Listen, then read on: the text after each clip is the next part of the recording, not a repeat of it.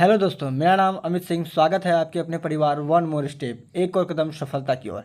आज हम लोग जिस टॉपिक को पढ़ने वाले हैं वह टॉपिक है हीट, यानी कि उष्मा। उष्मा के आज हम लोग 25 क्वेश्चन करेंगे। चलिए शुरुआत करते हैं क्वेश्चन नंबर 1 से। क्वेश्चन नंबर 1 क्या है?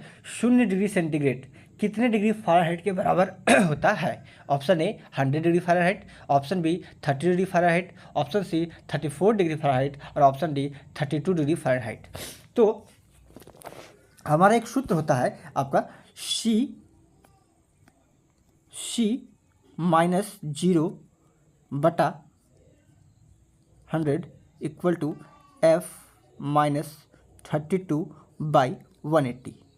ठीक है, यहाँ पे क्या बोला है आपका कि 0 डिग्री सेंटीग्रेड है। तो 0 डिग्री सेंटीग्रेड है तो 0 - 0/100 ये क्या हो जाएगा? 0 - 0 0 और 0/100 क्या हो जाएगा? 0 हो जाएगा। तो ये पूरा आपका क्या हो गया? 0 हो गया। तो F -32/180 है। तो जब हम 180 को क्रॉस मल्टीप्लाई करेंगे 0 से तो वहाँ पे 0 हो जाएगा। तो F इक्वस टू क्या आ जाएगा?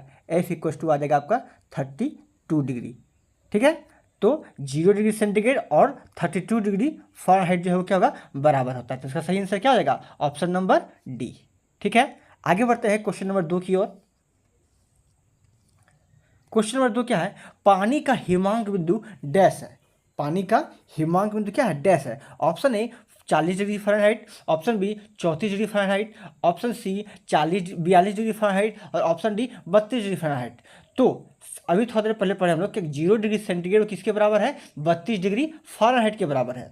तो पानी का जो हिमांक जो बिंदु होता है वो 0 डिग्री सेंटीग्रेड होता है और 0 डिग्री सेंटीग्रेड है यानी कि क्या है? वो 32 डिग्री फ़ारेनहाइट है। ठीक है, 4 डिग्री सेंटीग्रेड पर आपका जो पानी का घनत्व होता है वो अधिकतम होता है और 4 डिग्री सेंटीग्रेड पे ही पानी का जो आयतन होता है वो क्या होता है? न्यूनतम होता है। ठीक है, और अगर बात करेंगे पानी का जो है क्वथनांक कितने डिग्री पे होता है तो पानी का क्वथनांक 100 डिग्री सेंटीग्रेड होता है। ठीक है, तो इस क्वेश्चन का आंसर क्या हो गया? इस क्वेश्चन का आंसर हो जाएगा आपका option number D 32 degree Fahrenheit. ठीक है, आगे बढ़ते हैं क्वेश्चन नंबर 3 की ओर। परम शून्य दाब की प्राप्ति डैश होती है। ऑप्शन ए प्रणाली के आणविक संवेग के शून्य होने से, ऑप्शन बी समुद्र स्तर पर, ऑप्शन सी -273 डिग्री सेंटीग्रेड के तापमान पर और ऑप्शन डी पृथ्वी के केंद्र पर। तो इसका सही आंसर क्या होगा? इसका सही आंसर होगा आपका option number C -273 degree centigrade के तापमान पर।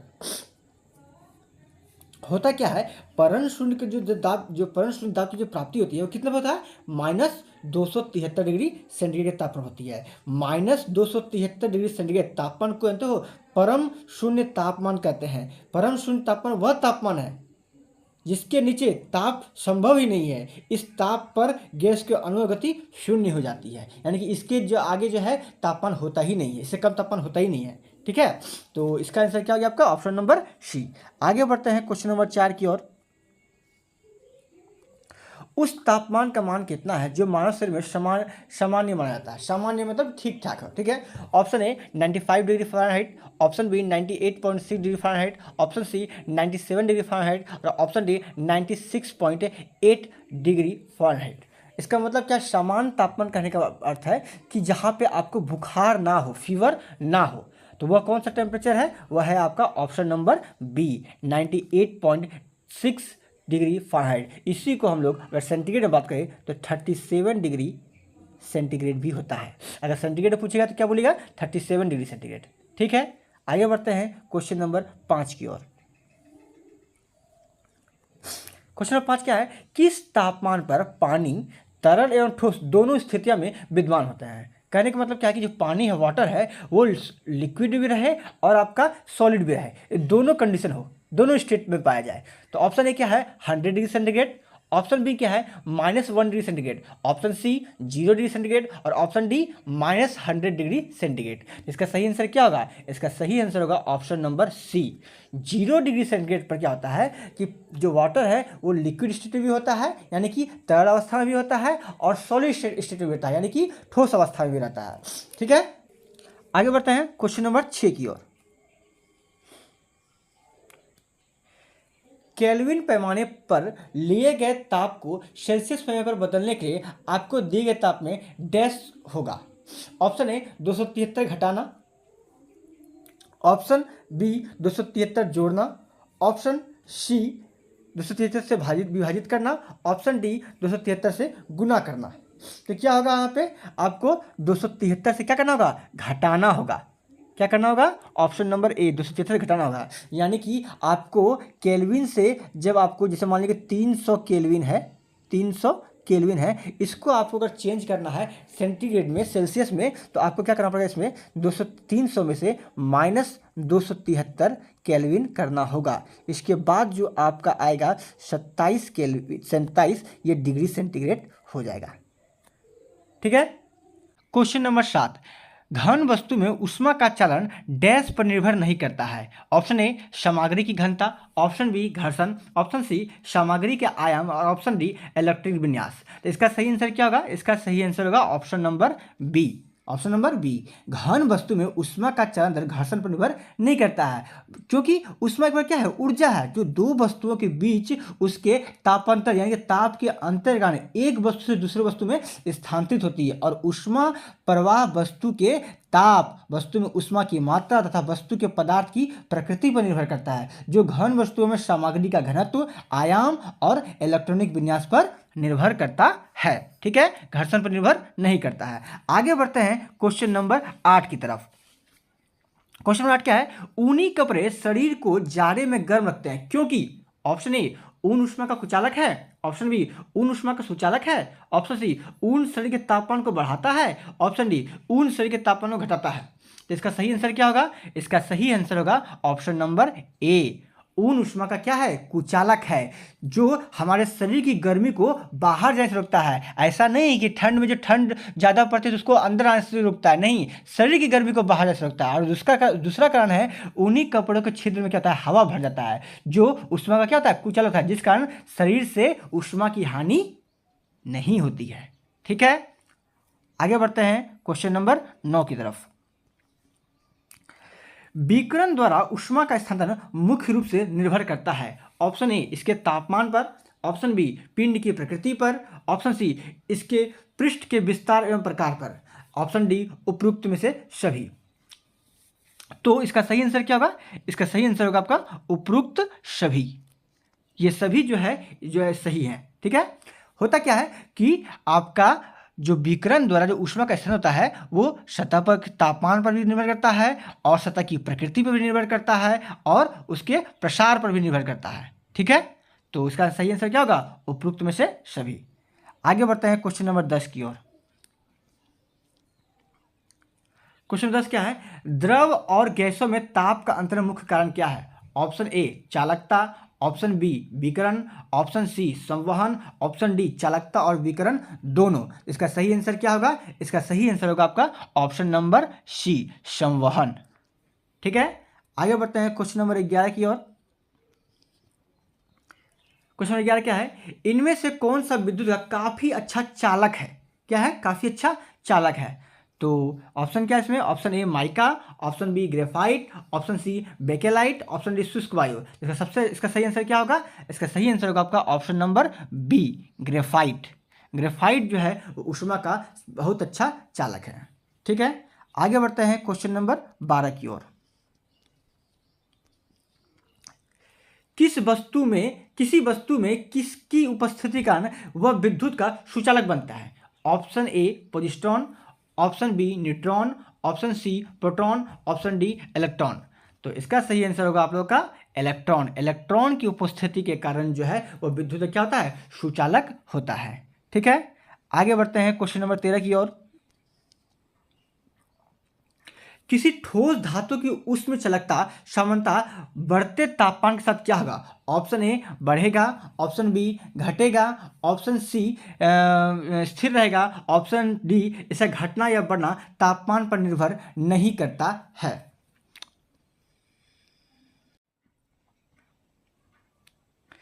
तो इसका सही आंसर क्या होगा, इसका सही आंसर होगा आपका क्या, चालकता सामान्यतः बढ़ने पर तापमान जो है क्या होता है, घटता है। क्या होता है, घटेगा, क्योंकि ऊष्म चालकता अगर के है तो वो जो विलोम अनुपाती होता है किसके, तापमान के, यानी कि तापमान बढ़ने पर क्या होगा, चालकता घटेगी और चालकता बढ़ने पर तापमान घटेगा। ठीक है, तो यहाँ पे क्या हो रहा है, यहाँ पे चालकता सामान्यतः बढ़ रहा है तो तापमान के साथ क्या होगा, घटेगा। ठीक है, आगे बढ़ते हैं क्वेश्चन नंबर 14 की ओर। 14 क्या है, तुलनात्मक रूप से ऊष्मा के कुचालक होते हैं। ऑप्शन ए PbHg यानी कि आपका ये क्या है, लेड और पारा, कॉपर आयरन, और ये औरम यानी कि सोना और चांदी, और कॉपर और एल्यूमिनियम। तो तुलनात्मक रूप से देखेंगे तो इसका सही आंसर होगा आपका ऑप्शन नंबर ए, लेड और पारा। लेड और पारा जो है ये जो है क्या होता है, तुलनात्मक रूप से कुचालक होते हैं। ठीक है, आगे बढ़ते हैं क्वेश्चन नंबर 15 की ओर। निम्नलिखित में से कौन सा प्रतिरोधक एक ऊष्मा का संवेदनशील प्रतिरोध के रूप में जाना जाता है? Option A thermistor, option B transistor, option C द्विध्रुवीय, ऑप्शन डी संधारित्र। तो इसका सही आंसर क्या होगा, इसका सही आंसर होगा ऑप्शन नंबर ए थर्मिस्टर। ठीक है, आगे बढ़ते हैं क्वेश्चन नंबर 16 की ओर। सौर कुकर के अंदर का रंग क्या होता है? ऑप्शन ए सफेद, ऑप्शन बी काला, ऑप्शन सी भूरा, ऑप्शन डी नीला। तो इसका सही आंसर क्या होगा, इसका सही आंसर होगा आपका काला। क्या होगा, काला। सौर कुकर ऐसा उपकरण है जो कि खाना बनाने या जल को गर्म करने के लिए प्रत्यक्ष रूप से सूर्य की ऊर्जा का उपयोग करता है, यानी कि सूर्य का उपयोग करता है। यह कुकर का एक जो है क्या होता है, धातु का डिब्बा होता है, और इसके अंदर का रंग जो है वो काला होता है, जो उष्मा का अच्छा क्या होता है, अवशोषक होता है। इसके ऊपर एक दर्पण लगा है जो ज़्यादा से ज़्यादा प्रकाश को कुकर के अंदर भेजता है, तथा इस पर कांच का एक ढक्कन होता है जो अंदर की उष्मा को बाहर निकलने से क्या करता है, रोकता है। तो अंदर का रंग कैसा होता है, यहाँ पे काला होता है। ठीक है, आगे बढ़ते हैं क्वेश्चन नंबर 16 की तरफ। वह तापमान क्या कहलाता है जब एक ठोस वस्तु वायुमंडलीय दबाव पर पिघलकर द्रव्य बन जाती है? तो ठोस जो है वो क्या हो रहा है, पिघल कर क्या हो रहा है, द्रव्य बन जा रहा है। तो ऑप्शन ए गलनांक, ऑप्शन बी क्वथनांक बिंदु, ऑप्शन सी गुप्त उष्मा, ऑप्शन डी संलयन की अवयुक्त उष्णता। इसका सही आंसर क्या होगा, जब ठोस जो है वो पिघल कर द्रव बन रहा है तो क्या गलनांक न कहलाएगा। तो इसका सही आंसर क्या होगा, इसका सही आंसर होगा आपका ऑप्शन नंबर ए। ठीक है, आगे बढ़ते हैं क्वेश्चन नंबर 18 की ओर।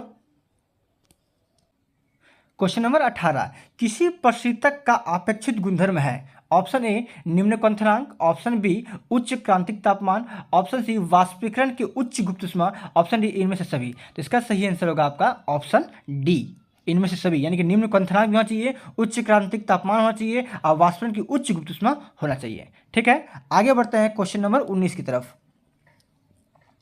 डैश एक सतही परिघटना है? ऑप्शन ए उबलना, ऑप्शन बी वाष्पीकरण, ऑप्शन सी गलन, या ऑप्शन डी हिमीकरण। तो इसका सही आंसर क्या होगा, इसका सही आंसर होगा ऑप्शन नंबर बी वाष्पीकरण। वाष्पीकरण में क्या होता है, द्रव जो है वो वाष्पीकृत होकर गैस में बदल जाती है। ठीक है, आगे बढ़ते हैं क्वेश्चन नंबर 20 की ओर। रेफ्रिजरेटर निम्नलिखित में से किस सिद्धांत पर काम करता है? Option A osmosis, option B फैलाव, ऑप्शन सी केंद्र प्रसारण, और ऑप्शन डी आपका वाष्पीकरण। इसका सही आंसर होगा आपका ऑप्शन डी वाष्पीकरण। ठीक है, रेफ्रिजरेटर किस पर करता है, वाष्पीकरण सिद्धांत पर काम करता है। रेफ्रिजरेटर क्या है, एक घरेलू उपकरण है जो खाद्य पदार्थों को ठंडा बनाए रखकर उनको जल्दी खराब होने से बचाता है। यह वाष्पीकरण सिद्धांत पर क्या कार्य करता है, इसमें तांबे की एक वाष्पित कुंडली होती है जिसमें फ्रियोन गैस भरी होती है जो वाष्पीकृत होकर ठंड उत्पन्न करती है। ठीक है, आगे बढ़ते हैं क्वेश्चन नंबर 21 की ओर। क्वेश्चन नंबर 21 क्या है, ब्रह्मांड की एंट्रोपी की प्रवृत्ति होती है? ऑप्शन ए न्यूनतम, ऑप्शन बी शून्य, ऑप्शन सी औसत, ऑप्शन डी अधिकतम। इसका सही आंसर क्या होगा, इसका सही आंसर होगा ऑप्शन डी अधिकतम। आगे बढ़ते हैं क्वेश्चन नंबर 22 की ओर। क्वेश्चन नंबर 22, एक ऊष्मागतिक प्रणाली में वह प्रक्रिया जिसमें आयतन स्थायी रहता है वह डैश प्रक्रिया है? ऑप्शन बी समदाब, ऑप्शन बी सममितीय, ऑप्शन सी रुद्धोष्म, और ऑप्शन डी समदेशिक। तो इसका सही आंसर क्या होगा, इसका सही आंसर होगा ऑप्शन नंबर बी सममितीय। ऊष्मागतिक वह प्रणाली जिसमें आयतन स्थिर रहता है उस प्रणाली को समआयतनिक भी बोलते हैं या सममितीय बोलते हैं, इंग्लिश उसको बोलते हैं आइसोकोरिक। ठीक है, तो इसका आंसर क्या हो गया आपका ऑप्शन नंबर बी। आगे बढ़ते हैं क्वेश्चन नंबर 23 की ओर। क्वेश्चन नंबर 23, उष्णता से संबंधित भौतिक विज्ञान की शाखा को क्या कहते हैं? Option A optics, option B thermodynamics, option C acoustics, option D relativity. तो इसका सही आंसर क्या होगा? इसका सही आंसर होगा आपका ऑप्शन नंबर बी थर्मोडायनेमिक्स, जिसको हम लोग हिंदी में क्या बोलते हैं? ऊष्मागतिकी बोलते हैं। ऊष्मागतिकी में ऊष्मा और ऊर्जा के अन्य स्वरूपों तथा कार्यों के बीच संबंधों का अध्ययन हम लोग करते हैं। ठीक है, तो आगे बढ़ता है क्वेश्चन नंबर 24 की ओर। क्वेश्चन नंबर 24, दाब एवं आयतन का गुणनफल तथा आंतरिक ऊर्जा के योगफल को क्या कहते हैं? ऑप्शन ए किया गया क्या कार्य, option B entropy, option C enthalpy, option D इनमें से कोई नहीं। तो दाब एवं आयतन के गुणनफल तथा आंतरिक ऊर्जा के योगफल को हम लोग क्या बोलते हैं? एंथैल्पी बोलते हैं, ऑप्शन नंबर सी। ठीक है, आगे बढ़ते हैं क्वेश्चन नंबर 25 की ओर। गर्मी अवशोषित करने के लिए तरल के वाष्पीकरण के सिद्धांत का प्रयोग डैश में किया जाता है? Option A microwave oven, option B geyser, option C refrigerator, option D electronic केतली। इसका सही आंसर क्या होगा? इसका सही आंसर होगा ऑप्शन नंबर सी रेफ्रिजरेटर। ठीक है, तो आशा करता है कि आप लोगों को समझ में आ रहा होगा। समझ में आ रहा है तो लाइक कीजिए, कमेंट कीजिए, सब्सक्राइब कीजिए और अपने अन्य दोस्तों को शेयर कीजिए। थैंक यू, जय हिंद।